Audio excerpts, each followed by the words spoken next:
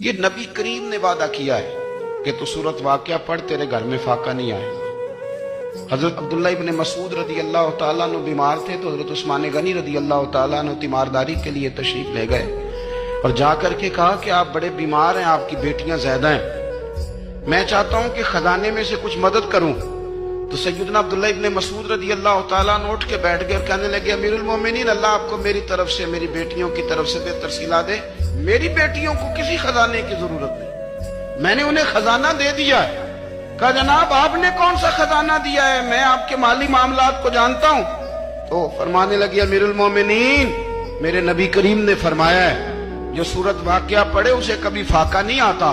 میں نے بیٹیوں کو یاد کرا دی ہے، یہ خزانہ میں نے انہیں دے دیا ہے. وہ سارے والدین سنیں جو بیٹیوں کے لیے پریشان رہتے ہیں. حضرت عبداللہ ابن مسعود نصیحت کر رہے ہیں، فرمانے لگے میں نے سورت واقعہ یاد بھی کرا دی ہے، پڑھنے کی عادت بھی ڈال دی ہے. حضور نے فرمایا ہے جو سورت واقعہ پڑھے اسے فاقہ نہیں آتا. کہنے لگے چاند تو اپنی جگہ چھوڑ سکتا ہے، سورج گر سکتا ہے، تارے ٹوٹ سکتے ہیں، پر مدینے والے رسول کی بات غلط نہیں ہو سکتی. حضور نے فرمایا فاقہ نہیں آئے گا تو انشاءاللہ کبھی بھی نہیں آئے گا.